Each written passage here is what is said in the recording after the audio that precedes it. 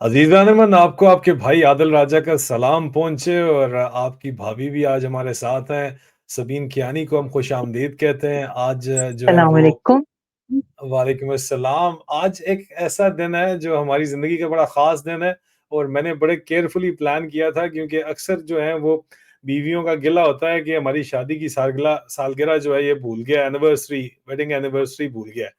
तो मैंने वो हुँ, कहानी जो है ना वो इस तरह कर ली कि मैंने अपनी बर्थडे के दिन के ऊपर ही शादी की ताकि एक टिकट के अंदर जो है वो 2-2 काम हो जाएँ और मतलब कि आप भूलने का चांस ही कोई ना हो क्योंकि आपको अगर एनिवर्सरी भूल जाती है तो फैमिली में लोगों को जो है वो बर्थडेज़ याद रहती हैं। बच्चों को नहीं याद रहती लेकिन बड़ों को तो याद रहती हैं, सुबह से बर्थडे विशेज़ वगैरह आ रही हैं। तो आपको पता होता है कि यार और of course then you make a mental note कि यार बर्थडे और एनिवर्सरी एक ही दिन है। तो हैप्पी वेडिंग एनिवर्सरी सबीन आपको। Thank you and happy birthday to you. आपको भी सालगिरह बहुत-बहुत मुबारक हो। थैंक यू, बहुत-बहुत शुक्रिया। तो हमने कोई प्रोग्राम कैसा ऐसा फॉर्मेट तो हमने रखा नहीं था। लेकिन आज ज़रा थोड़ा लाइट मोड के अंदर संडे का दिन है जिसमें हम ये ब्रॉडकास्ट कर रहे हैं तो हम चाहते थे कि जनाब लोगों के साथ बातचीत हो, कुछ ग्लिम्पसेस इनटू आवर लाइफ हो। तो हुँ, हुँ। मेरे ख्याल में पहले मेरी बर्थडे है तो वैसे ही मैंने कहा कि नहीं आई आपको थिंक बिल्कुल सही कह रहे हैं आप। आई थिंक हमें बेसिकली ना आपको डिस्कस करना चाहिए आज क्योंकि बर्थडे आपकी है और जब शादी एनिवर्सरी क की बारी आएगी तो उसके बारे में भी थोड़ी बहुत डिस्कशन कर लेंगे। फिलहाल शुरुआत करते हैं आपसे और आपके बारे में पूछते हैं। जी, आपने मैं ये जो हाँ, ये पूछें, जो पूछें आप। 20-25 साल आपने ज़िंदगी के गुज़ारे हैं अभी तक, वो वो जो है कैसे गुज़रे हैं और कहाँ से शुरुआत हुई?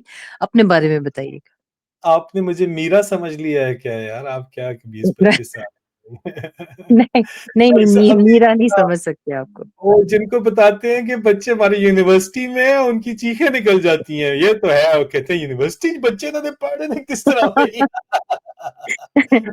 माशाल्लाह जी हमारे बच्चे जो हैं जवान हो गए हैं, हुँ, तो हुँ। इसमें कोई शक नहीं है लेकिन बच्चे ज्यों-ज्यों जवान हो रहे हैं, सबीन तू यंग होती जा रही है, मेरा तो मुझे पता नहीं है। यार यंग का तो मुझे नहीं पता लेकिन आपको पता है कि बड़े बेटे के दोस्त उस दिन आए हुए थे तो अचानक से उन्होंने खिड़की से मुझे देख लिया और पूछते हैं बेटे से कि ये कौन है? मैंने कहा मेरी मम्मा है।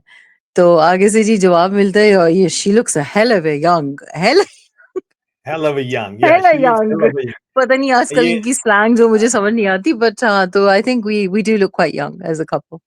ये पाकिस्तान के अंदर एक सीन है जिसमें मैं ऑफिस से मैं लेट पहुंचा ऑपरेशनल एरिया से तो ये मेरा इंतज़ार करते करते एक बर्थडे थी और बर्थडे एनिवर्सरी पे मैं बहुत ज़्यादा आई वाज ऑपरेशनल एरिया के अंदर था और ये इंतज़ार करते करते बेचारे जो हैं सो गए थे। मामा और बच्चे जो हैं वो सो रहे हैं और मैंने आके लाइट ऑन करके सीन देख के तस्वीर खींच ली थी। It's a memorable picture. बड़ी मज़े की और हमेशा जो है मुझे ये याद रहती है। Any memories you want to share about this Sabeen before और इसके बाद मैं ज़रा अपने पेरेंट्स के ऊपर और 4 मेमोरीज़ मेमोरीज़। इसको देख के बड़ी मेमोरीज़ ये जो मेरे ऊपर लेटा हुआ इस टाइम पे चिपका हुआ है, ये तो मुझे वॉशरूम भी नहीं जाने देता था। अब मैं याद कराती हूँ, अभी तुम बहुत बड़े हो गए हो ना, अब तुम कहते हो कि मुझे ज़रूरत नहीं है, मैं सब कुछ खुद कर लेता हूँ। एक टाइम था कि मैं वॉशरूम में जाने की देर होती थी, तो डस, डस, डस की आवाज़ें, "मामा मुझे अंदर आने दो" और चिपक के मेरी टाँग के साथ वहीं पे बैठा रहता। अब तो माशाल्लाह वो जो बड़ा वाला था वो भी चिपका हुआ है, उतरता ही नहीं था जब भी देखो वो पता नहीं इससे मुझे लगता था कभी-कभी इनको डर है कि मैं कहीं चली जाऊँगी। तो चिपक के मेरे साथ ना हर वक़्त अभी अभी याद आता है, अभी बड़े हो गए हैं ना तो ये चीज़ें मिस करता है इंसान। मेरी जो लाइफ है वो इंस्पायर्ड ज़ाहिर-सी बात है मेरे पेरेंट्स की वज़ह से तो है। ये मेरे आपको नज़र आ रहे हैं मेरी अम्मी और मेरे पापा। ये जो है इनकी picture this is I think right after marriage 1977 की पिक्चर है ये। 1977 में भी आप चेक करें ज़रा जो है सीन्स माशाल्लाह माय ब्यूटीफुल पेरेंट्स और मैं अभी पैदा नहीं हुआ था इस वक़्त ये उस वक़्त की इनकी तस्वीर है। और my father was a captain at that time और मेरी मामा यहाँ पे आपको अम्मी अम्मी मेरी नजर आ रही हैं। अम्मी को मैं अम्मी बोलता हूँ और पापा मेरे अल्लाह जन्नत नसीब करे 1995 में ही पास्ट अवे। और वो जो हैं ये आपको यहाँ पे नज़र आ रहे हैं। बल्कि एक और पिक्चर भी है मेरे पास, ये देखिए। ये कराची में मेरी सेकंड बर्थडे हुँ। के दिन जो कि शिप में हमने मनाई थी, ये वो पिक्चर है। और नेवी से की ये शिप थी, एक मतलब लॉन्च टाइप थी, और हमने ओपन सी में जाके मेरी बर्थडे मनाई थी। मैं, अम्मी और पापा यहाँ पे आपको नज़र आ रहे हैं मेरे। और मेरे आपको पास याद फर्स्ट होगा आदिल, हाँ, जब मेरी नई-नई शादी हुई थी तो उनकी तस्वीर देख के मुझे याद आया। तो सब मुझे कहते थे कि ये तो लगता है कि जैसे आ रहा है। हाँ, आपकी अम्मी जैसी, अम्मी की तरह हुँ, लगती हैं, तो आपको अभी उनकी कहते थे। जी, जी, मेरा कहते थे कि बिल्कुल उनकी तरह ही लगती हैं, उनकी जवानी कहाँ लगती से, है। हाँ, वैसे वैसे ये देख लें आप, कंपैरिज़न कर सकते हैं। ये सबीन और मैं और ये देखें अम्मी और पापा यहाँ पे। अम्मी की एक और तस्वीर भी है, मैं वो चाहता था कि दिखाऊँ, लेकिन पता नहीं वो जो है ना माइंड ना कर जाएँ, क्योंकि मैंने दिखा क्यों दी है। बड़ी ही प्यारी वो भी एक तस्वीर है। लेकिन आप सबीन बोलें, इन द मीन टाइम अगर मुझे मिलती है तो वो भी मैं दिखाना चाहूँगा। मैं बस वही कह रही थी कि आई थिंक एक क्रेज़ था, मुझे याद पड़ता है, सुना करते थे कि सब लड़कियों का दिल होता है कि उनका किसी फ़ौजी ऑफ़िसर से शादी हो उनकी, और ये वजह ये थी कि फ़ौजी ऑफ़िसर जो है ना अपनी गाड़ी और बीवी का बहुत ख़्याल करते हैं। और ये ये तस्वीर देख के मुझे एहसास हो रहा है कि शायद वो ठीक कह रहे थे।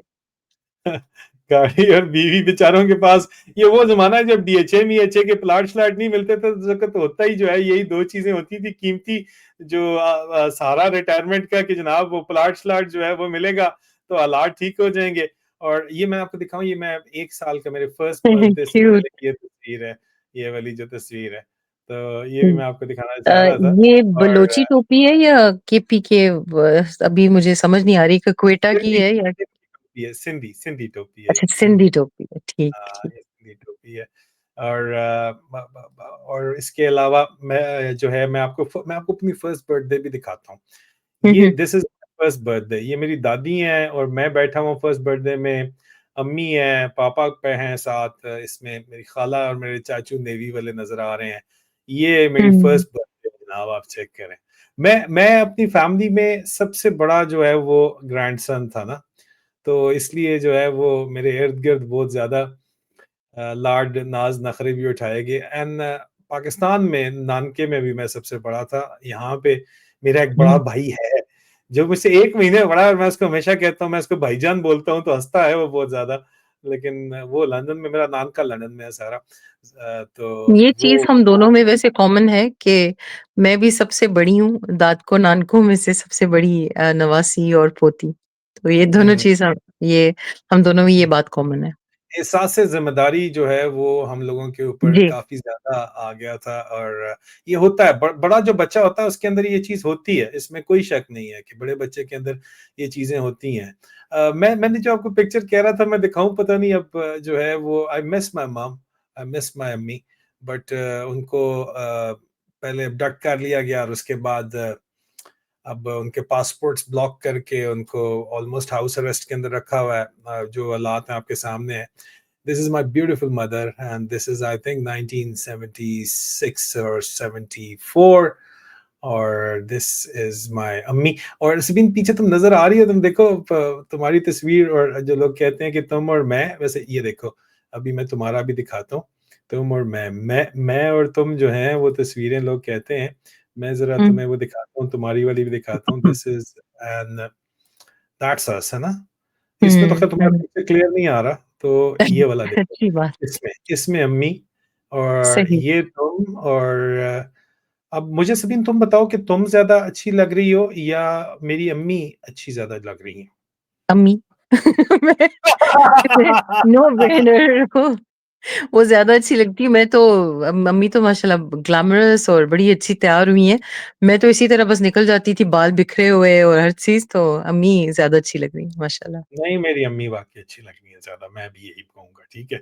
और हुँ। अब इसमें तो कोई शक नहीं है। एंड लेटेस्ट अम्मी की जो पिक्चर है वो अब मेरी अम्मी की, ये मेरी अम्मी की तस्वीर है। अच्छा, अ, अम्मी का मैंने एक चीज़ नोट किया, अम्मी ऐज के साथ एक तो ज़्यादा ग्रेसफुल होती जा रही हैं, और साथ-साथ में जो मैंने नोट किया है कि वो अपनी ऐज से बहुत ज़्यादा यंगर लगती हैं। कुछ लोग होते हैं ऐसे और उनमें से अम्मी जो अपनी उम्र से बहुत यंग लगती हैं। अब मुझे पता नहीं उनकी उम्र क्या है लेकिन मुझे ज़्यादा नहीं लगती, कभी भी मुझे नहीं लगी, शादी के दिन से लेके अब तक।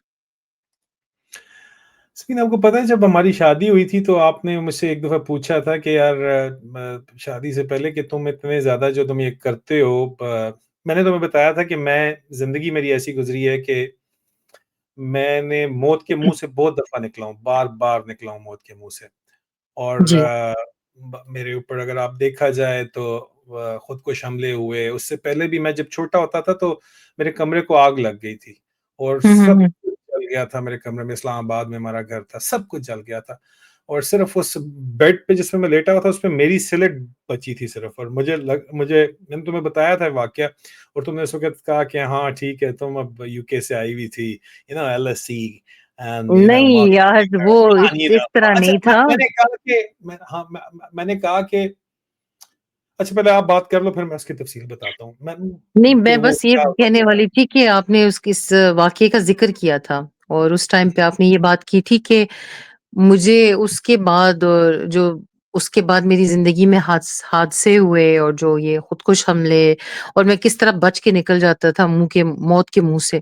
और मुझे लगता है कि मेरी ज़िंदगी जो है किसी मकसद के लिए बचाई जा रही है।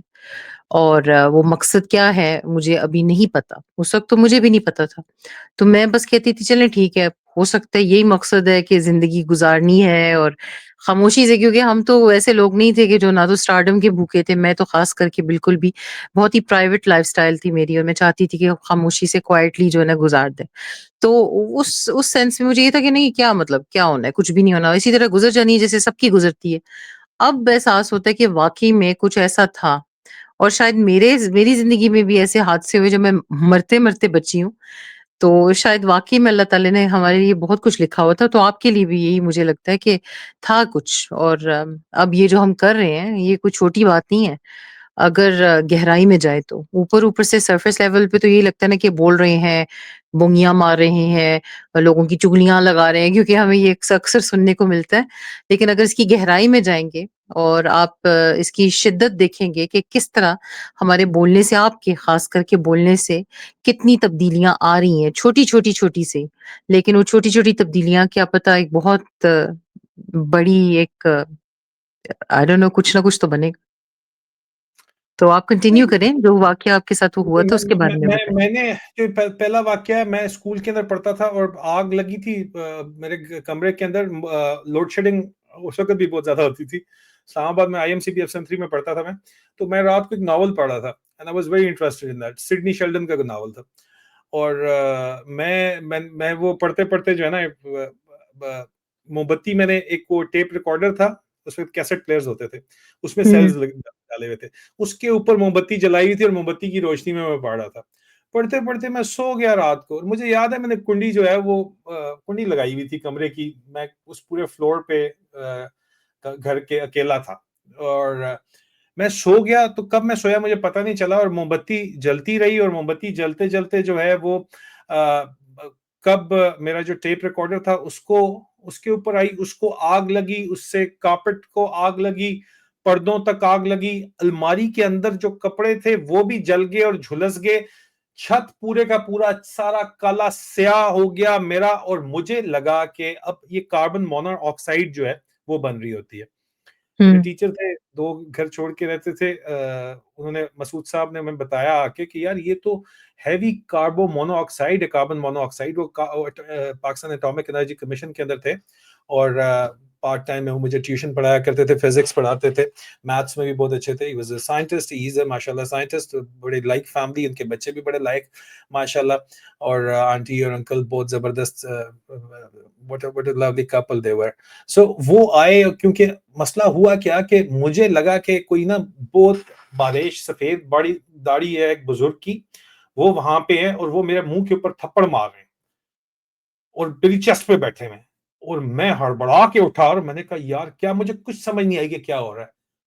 मैं उठाऊं विदाउट स्प्लिट सेकंड मैंने कुंडी, मुझे याद भी नहीं था, आप देखो उठाऊं मैंने कुंडी खोली है हुँ, कमरे की और मैं बाहर गया हूँ, दरवाजा बंद किया और मैं दौड़ा हुआ फर्स्ट फ्लोर पे गया हूँ पापा गए हुए थे उस वक़्त कराची गए हुए थे एक ट्रिप के ऊपर, किसी हुँ, हुँ। कोई ऑफिशियल ट्रिप था उनका, उस पे गए हुए थे वो। मैं वहाँ पे पहुँचा हूँ और मैंने अम्मी को जगाया और मैंने कहा, "अम्मी नीचे कुछ है, नीचे कुछ है।" अम्मी ने कहा, हुँ, "क्या है बेटा?" और रात के काफ़ी लेट था ये काम, हुँ, वो रात के 1 या 2 बज रहे थे। मैंने कहा, "जी नीचे कुछ है।" अम्मी मेरे साथ नीचे फ्लोर के ऊपर आई, ग्राउंड फ्लोर था, ग्राउंड से नीचे भी एक बेसमेंट थी, लेकिन वो घर इस किस्म का था कि बेसमेंट में गैराजेस थे और वहाँ से गाड़ी निकलती थी बाहर, लेकिन बहरहाल वो आई, मैंने दरवाज़ा खोला तो ज़ूम करके आग मुँह के ऊपर आई ना, मैंने फ़ौरन बंद किया। मैंने कहा, "यार ये क्या है? आग लगी हुई है।"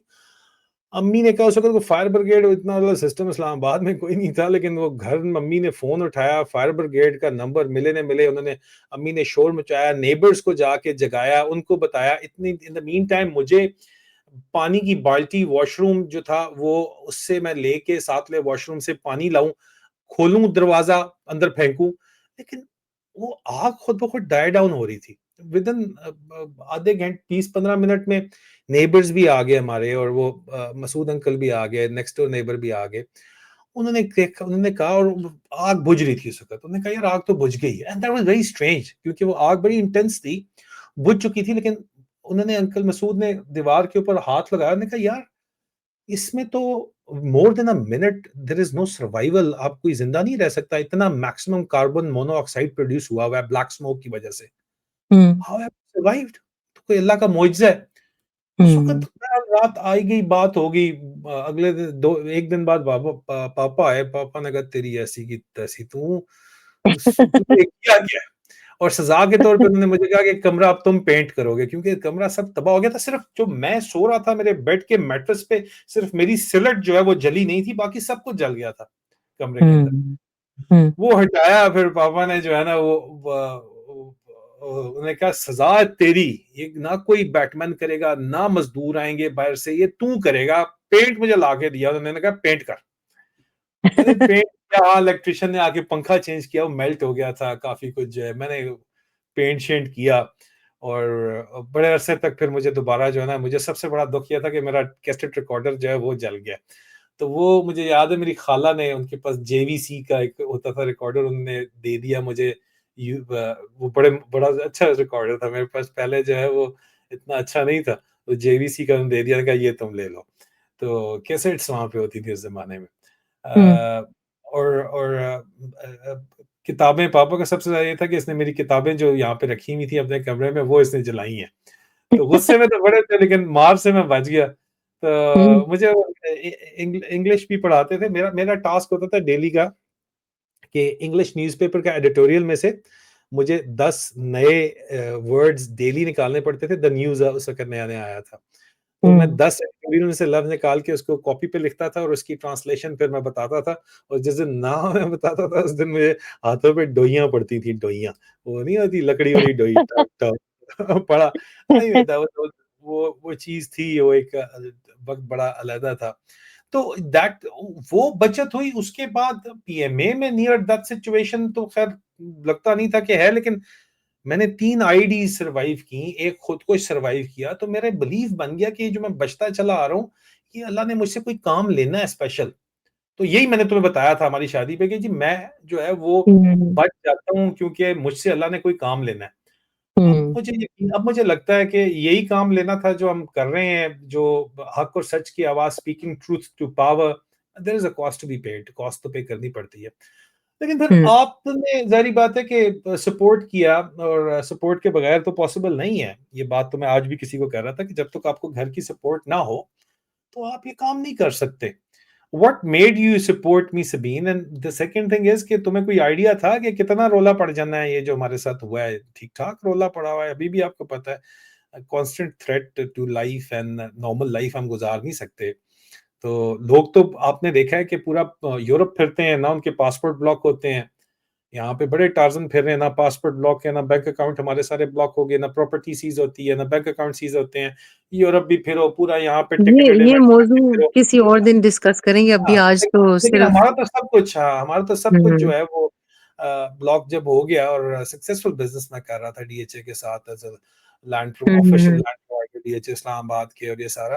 तो जो लाइफ़ हमारी टॉपसी-टर्वी हो गई, इज़न्ट तो डिड यू एक्सपेक्ट इट कि ये यहाँ तक बात पहुँच जाएगी? अम, नहीं, मैं बहुत ज़्यादा नाइव थी। ये कई दफ़ा बता चुकी हूँ। नाइविटी से मुराद ये नहीं कि मुझे कोई इसकी फ़िक्र है कि हम किस चीज़ से गुज़र रहे हैं, क्या हो रहा है।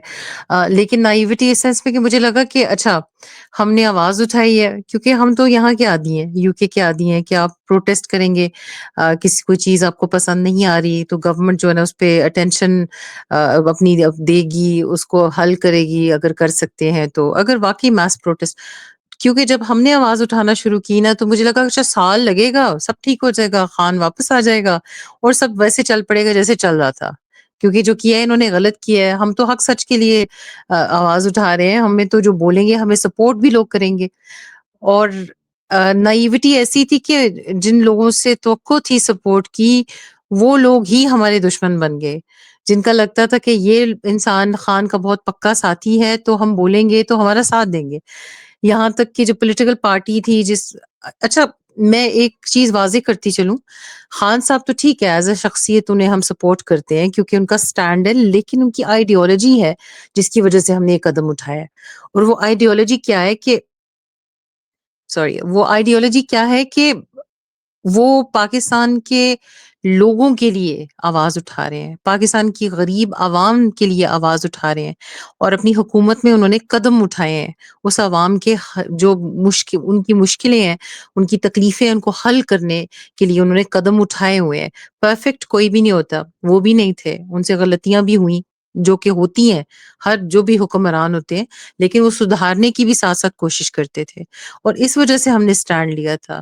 जो बाकी ऑप्शंस थी, उनको देख के तो हमें अंदाज़ा था कि इन्होंने जो अभी हो रहा है, वो ही करना है और जो कि कर रहे हैं अभी और साबित कर दिया उन्होंने हमारा, कि हमने जो सोचा था वही होना है। अपनी करप्शन के लिए, अपने मफ़ाद के लिए, अपनी सेल्फिशनेस के लिए जो भी करना है। इसको फिर से पॉलिटिकल डिस्कशन बना दी जो मैं चाहती नहीं थी, नहीं, दिस इज़ लेकिन बियॉन्ड मेरा पॉलिटिक्स। मैंने इसलिए ये तस्वीर डिस्प्ले हाँ, की है कि इस तस्वीर की क्या कहानी है, ये बताइए। ये हमारी मेरी आपकी तस्वीर है ये सवाल सवात सवात की। ये क्या सवात कहानी है? इसके पीछे क्या स्टोरीज़ है? जी, एंड हाउ जी। Did you find it? मतलब what an amazing place. You UK में आपको पता है कि आप एक्सपेक्टेशन नहीं रखते कि वहाँ पे अच्छा, हमने तो तालिबान के बारे में सुना हुआ था, हमने तो ये जो इस तरह की चीज़ें सवात के बारे में सुना था कि वहाँ पे तो बहुत बड़ी जंगें चल रही हैं। वो तो ज़हन में होती है ना कि अच्छा पिक्चर बना लेते हो, अच्छा तो ये औरतों को ये करते हैं, वो कर तो डर के मारे जी निकाब कर लेना, मुँह ढक लेना, ऊपर से ना पूरी की पूरी जो चादरें लपेट के और वो वहाँ पे पहुँचना, तो ये उसका एक सीन था और जो सवात में टाइम आपने बताया गुज़रा है, रमज़ान का महीना था, हम रमज़ान से पहले-पहले पहुँचे थे, जब आपकी पोस्टिंग हुई थी वहाँ। तो एक कमरा था और उस कमरे के पीछे एक बालकनी थी और उस बालकनी के पीछे बहुत ही खूबसूरत दरिया था और जो सामने की बालकनी थी, उसके सामने बहुत ही खूबसूरत पहाड़ थे और बहुत मुझे ऊँचे लगता था कि पहाड़ मैं और दरियाए ऊँचे-ऊँचे सवात भी। जी, जी, सवात के दरिया लोगों के लिए गुलीबाग के अंदर हम थे। ये चारबाग की तस्वीर है, चारबाग की तस्वीर है। गुलीबाग में हम लोग थे। ये भी हमारा एक बेस था, यहाँ पे हम लोग गए हुए थे।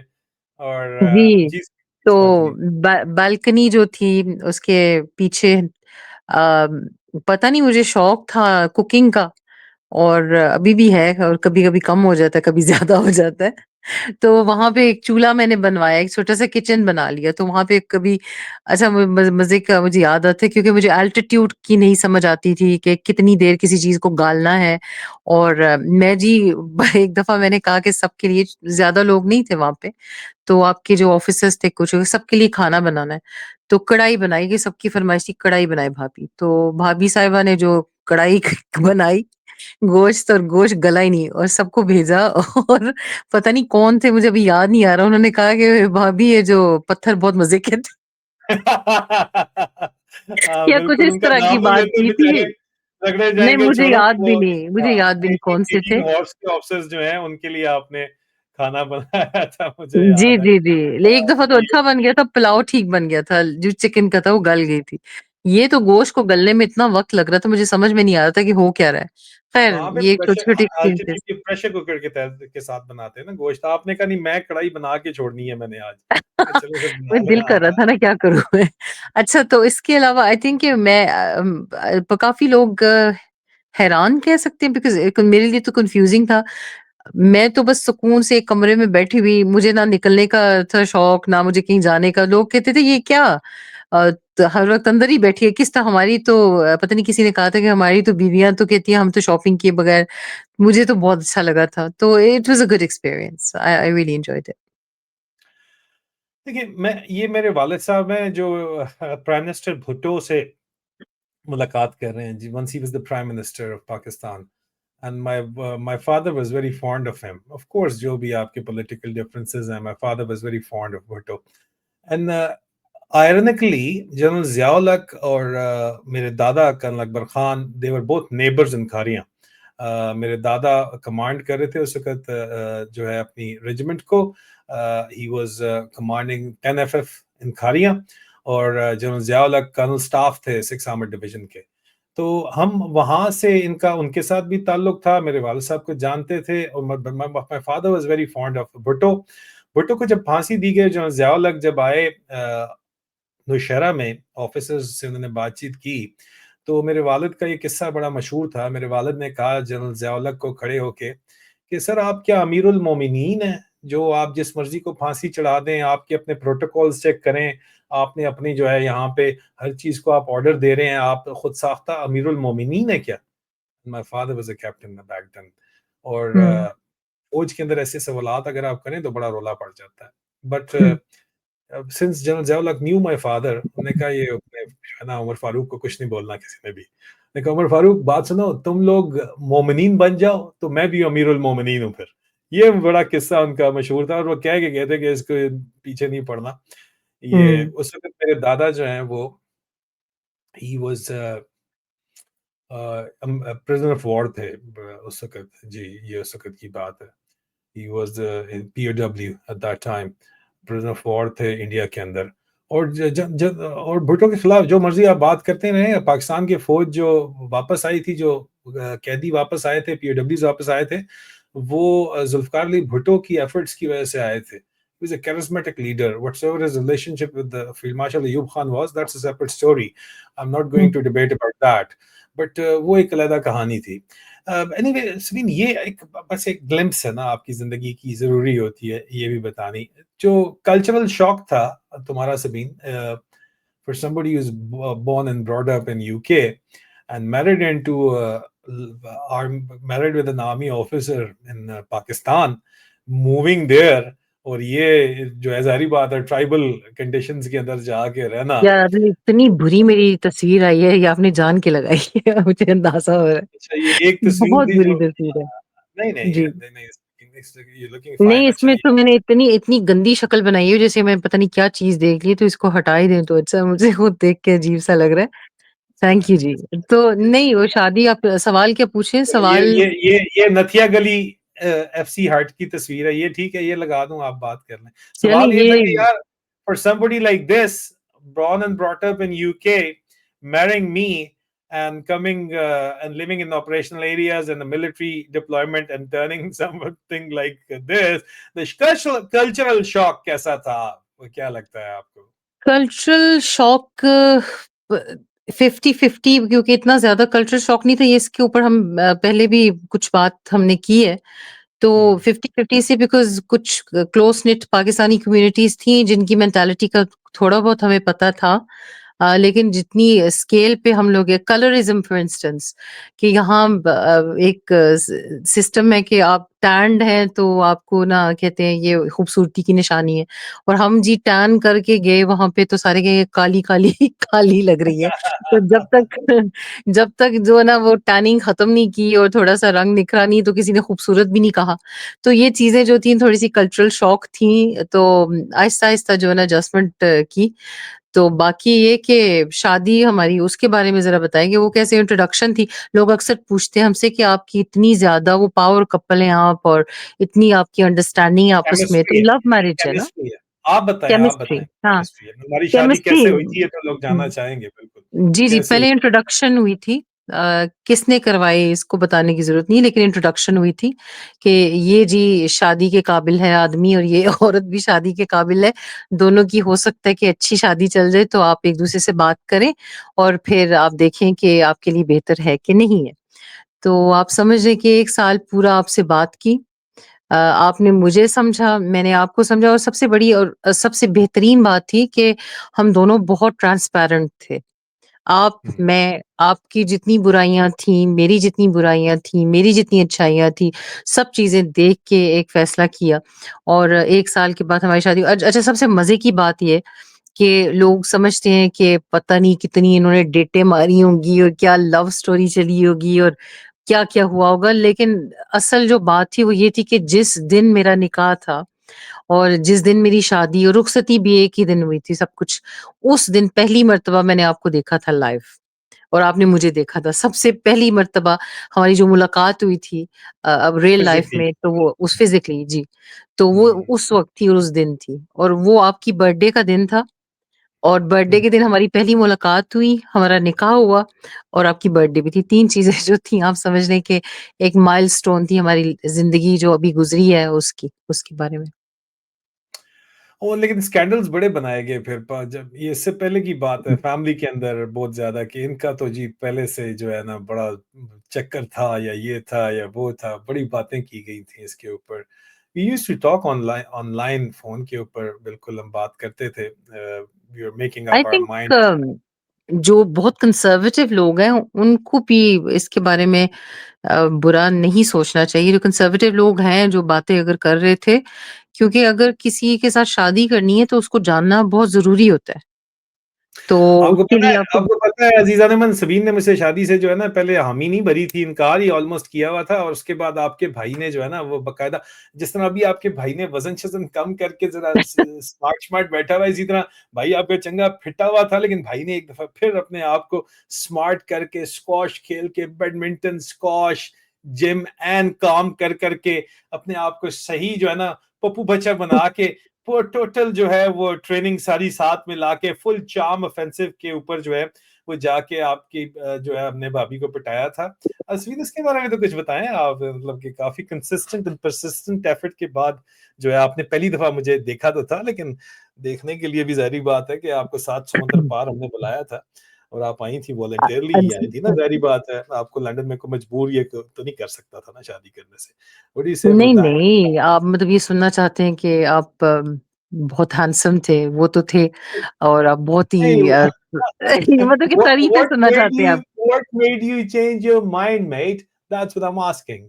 And what made me change my mind wasn't because of your looks and I think अगर कोई औरत यहाँ पे बैठी हैं, बहुत सारी होंगी आपकी बहनें, आपकी माएँ, बुज़ुर्ग जो भी हमारे सारी लोग बैठे बहनें हुए हैं, उन्हें सारी मेरी बहनें हैं, सारी मेरी जी, जी, ये बकौल माएँ हैं, आपकी मुझे बुज़ुर्ग तो हैं। ये मुझे तो ये नहीं पता था मेरी कि हर बच्ची हैं, किसी को हाँ, बहन बिल्कुल। कहते हैं। हुँ। तो जो वो मुझे यहाँ पे कहते हैं ना जो कोई खातून कहती है आई लव यू तो मैं भी कहता हूँ आई लव यू बहन बिल्कुल। तो इसी तरह ही होना चाहिए। यार सरदार वो भी लोग तो बेचारी आई थिंक बहन की नज़र से ही बहन वो देख भी रही भाई की होती तरह हैं। प्यारी होती है। वो भी भाई बिल्कुल पर सही है, बहनें बन के बिल्कुल प्यारी सही है। होती है। हाँ, तो बिल्कुल, बिल्कुल इसमें तो कोई शक नहीं है। आपको भी नहीं अच्छा, होना चाहिए। लेकिन बहरहाल जी, एट द जी। एंड ऑफ द डे चाहे तो चाहे घुमा-फिरा के चाहे आपने मुझसे सवाल क्या था? सवाल ये था कि अच्छा क्यों? क्या आप वजह थी? तो वो हाँ, उसको भी मैं बता चुकी हूँ आई थिंक इससे पहले एक हमारा वीलॉग चला था तो उसमें मैंने बताया था कि आपकी जो थिंकिंग थी, कि औरतें जो होती हैं ना वो ज़्यादा लुक्स जाती भी होंगी लेकिन वो बहुत ही बेवकूफ़ औरतें होंगी, जो कि सिर्फ़ एक हैंडसम और जो मसल वाला बंदा देख के उसके पीछे पड़ जाएँगी। मेरे अंदर मटेरियलिज़्म नहीं थी, अल्लाह का शुक्र है। ना ही कोई सुपरफिशियल कोई किसी किस्म की डिज़ायर्स थी। मैं एक तो एजुकेशन बचपन से हमें ये बताया गया था कि जो पढ़ाई है, जो पढ़े-लिखे लोग हैं वो बेहतर हैं क्योंकि हम हमारे इर्द-गिर्द ज़्यादातर बेचारे जो लोग थे पढ़े-लिखे नहीं होते थे।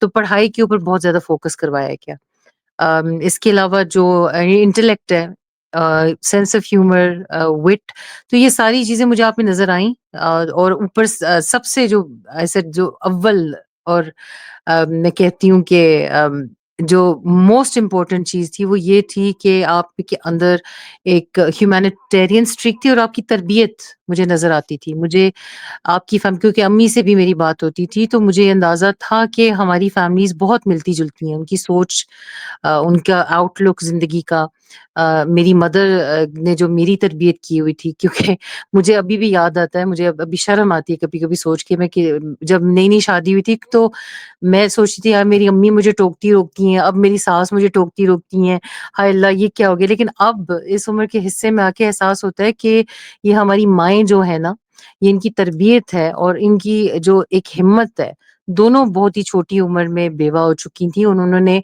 अपने बच्चों के लिए क्या कुछ नहीं किया। मैं अभी-भी हुँ, सोचती हूँ, मेरी माँ तो फिर भी उनके बड़े बच्चे थे, आपकी मदर तो बहुत छोटी उम्र में बेवा हो गई थी और छोटे-छोटे बच्चे थे। और जिस हिम्मत से उन्होंने उनको पाला और जिस हिम्मत से उन्होंने आप लोगों की तरबियत की और मैं देखती हूँ आपकी बहनों में, आप में अच्छ आप यही सोच सकते हैं कि ये वजह है कि जो आप कर रहे हैं अभी, लोग अक्सर सोचते हैं कि अपना लेंस लगा के हम किसी लालच के तहत कर रहे हैं या हम किसी शोहरत के तहत कर रहे हैं या हम चाहते हैं कि हमें कोई ओहदे मिलें या कुछ कुछ ना कुछ हो लेकिन ऐसा कुछ भी नहीं है। हम अपनी तरबियत के ऊपर चल रहे हैं, हम अपने उसूलों के ऊपर चल रहे हैं और ये मैं अभी उससे पहले मैंने आपसे ज़िक्र किया था कि आपकी फैमिली को मैंने देखा था कि हमारी फैमिली जैसी है। वही सोच, वही स्ट्रक्चर, सिस्टम तो इस वज़ह से मैं बहुत कंफर्टेबल थी एंड आई बिलीव कि फैमिली बहुत बड़ी वज़ह होती है जिसकी वज़ह से आप शादी किसी के साथ करते हैं तो। मुझे कहा गया था कि अगर आपने देखना है कि आपकी बीवी मुस्तकबिल में किस तरह होगी बुढ़े वाले पे जब आप बूढ़े हो जाएँगे, तो अपनी बीवी की वालदा को देखें और माशाल्लाह मेरी जो सबीन की जो अम्मी हैं, मम हम उनको बोलते हैं, मम माशाल्लाह बहुत हुँ। प्यारी हैं। तो इसलिए मैं हमेशा इस बात को सबीन को कहता हूँ कि यार वी आर वेरी लकी अल्हम्दुलिल्लाह I am very lucky that's what I से। तो मेरी मम्मी बहुत प्यारी है, मेरी अम्मी भी बहुत प्यारी हैं, जिस तरह आपने देखा है माशाल्लाह। और अब मैंने उनका सुना कि साइकोलॉजिकली आप उन लोगों की तरफ ही अट्रैक्ट होते हैं जो आपसे जिनसे शक्लें मिलती हैं आप और अक्सर सुना है लोग कहते हैं आप कज़न लगते हैं। हालाँकि हम दूर के कहीं पता नहीं कहीं न कहीं से रिश्तेदारी निकल ही आएगी क्योंकि आपस में हम लोगों की रिश्तेदारियाँ होती हैं। लेकिन होता ये है कि आप आपकी शक्लें मिलती हैं। लोग कहते थे आप कज़न्स हैं, आप अभी भी कहते हैं कि हुँ। आप रिश्तेदार हैं एक-दूसरे के। तो दिस इज़ ये आप अट्रैक्ट भी उनकी तरफ ही होते हैं जो जिनकी शक्लें आपसे मिलती हैं। अच्छा अभी आप मुझे बताएँ मैंने आपको जो है वो लेके जाना है। मुझे बर्थडे पे आपने गिफ्ट में से कोई नहीं दिया सबीन, ये दिस इज़ नॉट फेयर। मैं मैंने आपसे एनिवर्सरी की गिफ्ट पे आपको डिनर पे लेके जा रहा हूँ, लेकिन अभी वो तैयार आप कितनी देर में होंगी मुझे आप ये बता दें। और मुझे तकरीबन 20-25 मिनट लग जाएँगे, लेकिन अब आपका गिफ्ट मैंने आपसे पहले भी कह दिया था कि मैंने आपके लिए ना पैसे साइड पे रखे हुए हैं, जो आपका दिल करेगा आप लेंगे। बिकॉज़ मैं अपनी मर्ज़ी से अगर लेके दूँगी ना, तो आपने कहना कि ये नहीं अच्छा, इसको वापस करो, इसकी शक्ल अच्छी नहीं है, ये ठीक नहीं है, ये मुझे फिट नहीं हो रहा। तो बेहतरीन और इसका ये सबसे कोई अच्छा बात हल ये है अच्छा मुझसे ये बड़ी कोई गिफ्ट आपको चाहिए क्या? मुझे समझ नहीं ये आ रही। कोई बात ये ये तो पक्का हमेशा आखिर में ये ही होता है, मैं जो मिल गई हूँ तो गिफ्ट नहीं, दैट्स और नॉट फेयर यार, ये एनिवर्सरी के कोई बात दिन वो आपकी बर्थडे आप खुशकिस्मत इंसान हैं कि आपकी बर्थडे के दिन ही आपको बीवी मिल गई। चलो ठीक है, इस दफ़ा कर लेते हैं ये कि ना बर्थडे गिफ्ट, ना एनिवर्सरी गिफ्ट, बस चलते हैं डिनर के ऊपर, बच्चों ये को तो लेके साथ। 2-3 साल से बच्चे चल रहा है तैयार हैं? इससे। बच्चे बच्चियाँ बच्चियाँ तैयार हैं ना? बच्चे-बच्चियाँ तैयार हैं तो चलो चलें फिर। इनको लेके यही हाल इस वक़्त है और ये हमारा यही होता है कि भई मैंने ये कह दिया यूनिवर्सिटी गिफ्ट की तरह, मैं कहता हूँ बर्थडे गिफ्ट की तरह, बात आई गई हो जाती है, तो बस फिर आई गई होगी। चलें जी कहीं चलते हैं, फिश एंड चिप्स ही खा के आएँगे हम, अभी क्या करें, हमारा सिक्योरिटी सीन भी कुछ इस किस्म का है कि समझ नहीं लगती, लेकिन कहीं दूर जाना पड़ेगा अगर देसी इलाके में जाना है तो कोई खाने के लिए। देखते हैं, कुछ प्लान करते हैं, अभी तक प्लान हमने किया हुआ नहीं है। सबिन प्लीज़ यार ये 20 मिनट वाला ड्रामा नहीं करना, जल्दी तैयार हो जाना है, प्लीज़। ओके, ठीक हो गया। 20 मिनट का क्या है कि 2 घंटे मत लगाना, इट्स ऑलरेडी लेट। अज़ीज़ नहीं, अरमान नहीं, इजाज़त दीजिए, हमारी जिम्नास्टिक 20-25 ही शुरू हो गई। लगाऊँगी। चलें जी, ओके। ओके जी, कमेंट्स में याद रखिएगा, दुआओं में याद रखिएगा, बहुत ज़रूरी है। अपना ख़्याल रखिए, खुदा हाफ़िज़। Thank you Sabin. अल्लाह हाफ़िज़, अल्लाह